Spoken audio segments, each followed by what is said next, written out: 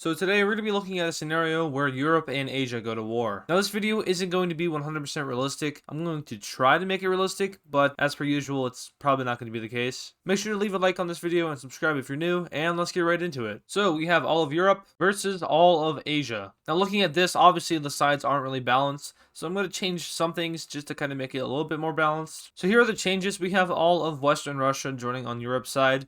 Now Russia is a Eurasian country. Therefore, the European side should probably join the European side, and the Asian side should probably stay on the Asian side. Also, I gave Gaza over to Asia because technically the Suez Canal divides Africa and Asia. So anyway, looking at this, it's still pretty unbalanced. You know, we have two of the most populated countries, and then we have like three of the strongest countries on Asia's side. Whereas over here, we have some pretty populated countries and some pretty strong countries, but it's not really in match for Asia. Now, considering that most of Russia's population is over here, I'm also going to assume that most of their military is over here because, you know, this is all frozen. Anyway, that's enough talking. Let's just get into the war. Now, since Europe is the aggressor in this situation, they're going to be able to push into Asia pretty easily at first. So to start off, we have Europe pushing into an unprepared Turkey. Now, Istanbul is already under control of Europe since Istanbul is in Europe and not Asia. But from here, Europe manages to push into Turkey and starts getting closer to the capital. Elsewhere, we have Russia pushing into their claim in the Caucasus, and we have Kazakhstan pushing through the Ural Mountains. Also in this video, there's going to be no foreign interference, so there's only going to be Europe and Asia fighting. Anyway, Russia continues to push into the Caucasus Mountains,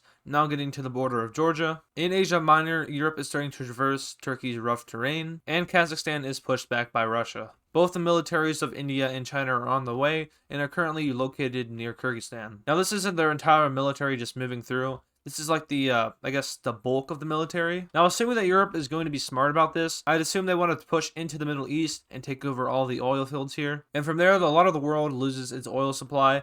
And, you know, China and India would need that oil, so it would slow them down a lot. In the Mediterranean, the blue team makes a landing in Cyprus, and Russia manages to completely capitulate the Caucasus Mountain nations. Further west, Turkey's army is now completely ready and starts to push back Europe, taking back a lot of their central areas. They managed to make two spearheads and cut off two European armies, and from there start to squeeze in on both groups. Further east, Russia is now pushing into Kazakhstan, taking a lot of the area around the Caspian Sea. European troops are now also pushing into the Middle East, taking lots of Iran and Iraq, as well as Turkey. Also, update on China and India's military. China's military is about right here right now, and India's is somewhere in Iran. I guess I should probably also do an update on more of the Western European countries. So France's military is like in Romania, and then the UK's military is in Ukraine. We also have Spain's military being shipped into the Mediterranean and into Greece, and a lot of the Eastern European countries are obviously sending their militaries over to the front lines. So now that the Europeans have managed to push into the Middle East, they can easily invade Turkey from the east. They start pushing in as Turkey's military is starting to get disorganized, and eventually they start to reclaim lands. Eventually Turkey surrenders, and this is a big step for Europe as they now have a connected front line over here,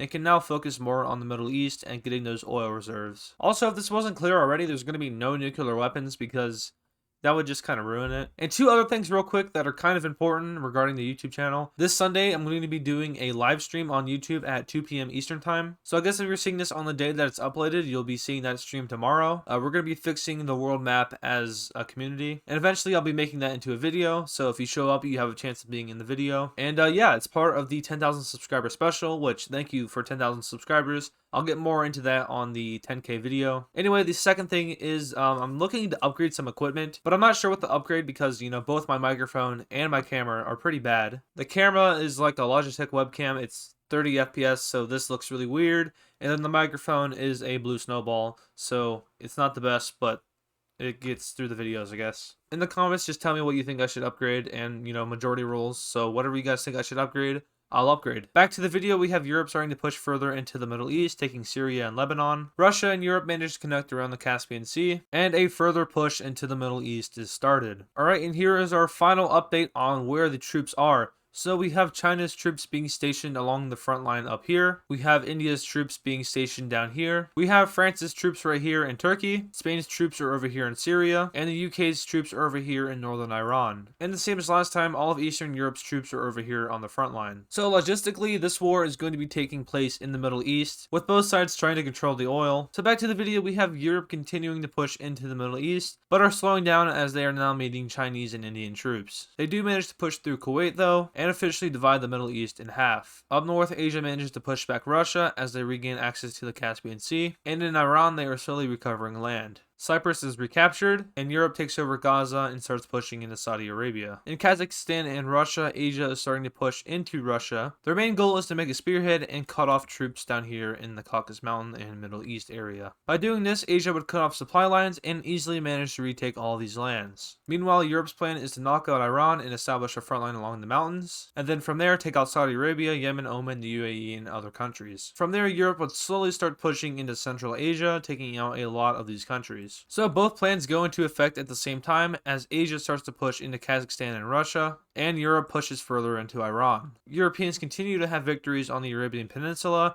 as Saudi Arabia is almost capitulated. Meanwhile, up north, Asia's plan isn't going as well as they are now encountering British troops. Eventually, their plan is seen by Europe and troops are starting to be reinforced. Some troops in Arabia are called back, which lets Saudi Arabia push back a little bit, and troops in Iran are also called back, giving way to Iran being able to push back. So now we have Asia's plan still going into effect, but a lot slower as European countries are now starting to send their troops up here. European troops manage to push up through the Caucasus Mountains and start cutting off Asia. Down south, Asia continues to push back Europe as they are now connected their two sides, and Europe forms a defensive line along the Middle Eastern area. Up north, Europe is pushing back Asia as their plan is seen to have failed. Eventually, Asia is almost completely pushed out of Europe. From here, Asia regroups and starts a new plan, which is the plan to zoom across Russia and take Moscow. By doing this, they would eliminate the most powerful country in Europe and be able to push into Eastern Europe. As Asia is preparing for this fight, Europe continues to push back into the Middle East, taking over all of Iraq and Kuwait, and eventually their old claims are reestablished. Europe even starts to push around the Caspian Sea, taking lands from Kazakhstan and Turkmenistan. But this is probably the most amount of land Europe is going to occupy,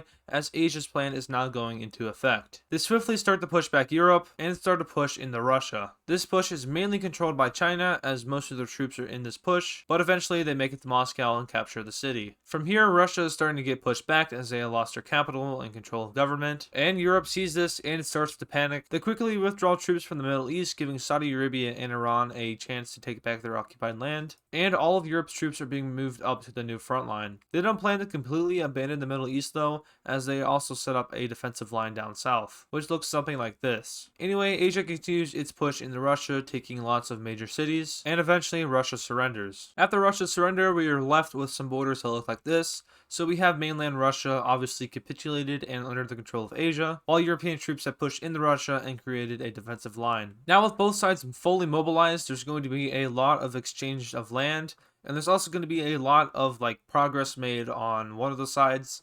Now, I'm not going to spoil it, but you can probably guess which side that's going to be. The first change to happen after Russia's collapse is Asia pushing further into Russia. They managed to push across and capture St. Petersburg, which then divides Europe between the Nordic area and the rest of Europe. Team Asia also manages to push down into Ukraine and Russia and cut off Europe down here. From here, they start to squeeze in, taking back lots of their old occupied lands, and start to push back into Russia and Georgia. In the Middle East, things are also going well for Asia, as they now have pushed back European troops and connected their two sides. Up north, Europe does manage to pull off a pretty big counteroffense as they now are pushing back Asia, and eventually push them all the way back to this point. But that doesn't really matter, as now Asia is pushing back into Turkey and reclaiming a lot of the land. Eventually Turkey is recaptured, and Cyprus is reinvaded. Back in Russia though, the Europeans are having success as they push further into Russia, and even start a reinvasion of the Caucasus area. Over in Europe, Asia is pushing into Bulgaria, Greece, and Istanbul. From there, they start invading around the coastal areas of Europe. In Russia, Asia's holdout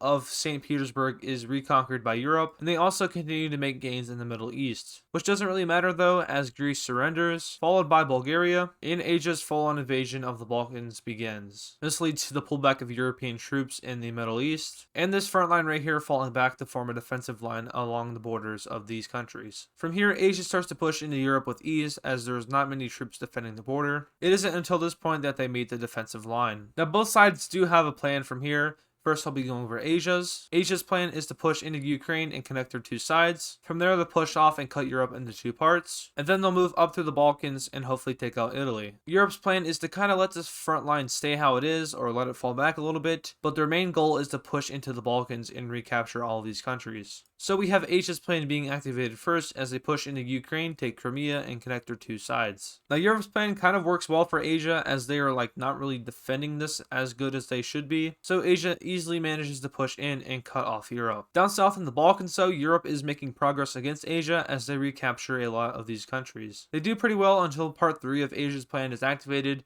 and they start losing lots of land and fast. Eventually, Asia takes out the Baltics and captures Warsaw. From here, they push up into the Balkans, push over and into Italy, take over San Marino and capture Rome, and push into Central Europe. At this point, Europe doesn't see a point in fighting anymore, as they know they cannot win against Asia. So Europe surrenders. So looking at the peace treaty here, we have a lot of land changes. So I guess we should start off with Russia, who gets the most amount of land. They take over about half of Finland, they take over Belarus and Ukraine, and take over about half of Poland. From here, Russia puppets Estonia, Latvia, and Lithuania. Next up is Turkey, who also gains a lot of land. They take over Greece and lots of the Balkans, and even puppet Yugoslavia. In Central Europe, we have Germany, which is now controlled by a lot of Asia. We have places like China, Russia, and India controlling it. This isn't owned by Russia. It's kind of like in World War II, where Germany got split up between all the powers. Except in this case, this is all under one country and claim. So I guess it's kind of like a council controlled thing. The final change to take place is the UK being split up, with Northern Ireland, Scotland, and Wales gaining independence. Now, of course, there are also new governments set up. So like France and Spain, they get new governments. Now Europe is heavily influenced by Asia. Now, just for fun, we're going to look at a situation where Europe wins. So here we have the treaty. Starting up north, we have Finland and Estonia forming a union and taking over parts of Russia. We have Latvia and Lithuania forming a union and taking parts of Russia. Belarus doubles in size, and Ukraine gains lots of land around the Black Sea. We have Russia, which is just split in half. We have Greece, who gains lands in Turkey and gets a lot of the coast over here. Cyprus gets some land in Turkey, and we can see that a lot of the Middle East is now puppeted and controlled by different European countries. And the final change is China being divided up. So that's what would happen if the Europeans win.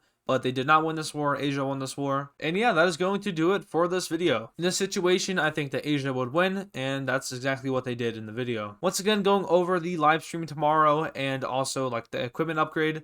So I'm going to repeat what I said in the beginning of the video. So the live stream is tomorrow at 2 p.m. Eastern time. If you don't know what time that is for you, you can go into Google and just convert it. I'm going to be doing a live chat fixes the borders of the world. So it's going to be a community event, and if you show up, you do have a chance of being in the video. The reason I'm doing this live stream is because we hit 10,000 subscribers. I'll go more into that in the 10K video. And finally, we have the equipment upgrade. So whichever you guys think I should upgrade, either my microphone, which it's just a blue snowball, or my camera, which is like a Logitech webcam. You guys watch my videos more than I do, which is kind of a weird thing to say, but it's technically true. So you guys have a better idea of what I need to upgrade, either microphone quality or camera quality. You guys get to pick. Once again, thank you guys for watching this video. I had a lot of fun making this one, so I hope you enjoy, and I will see you in the next video.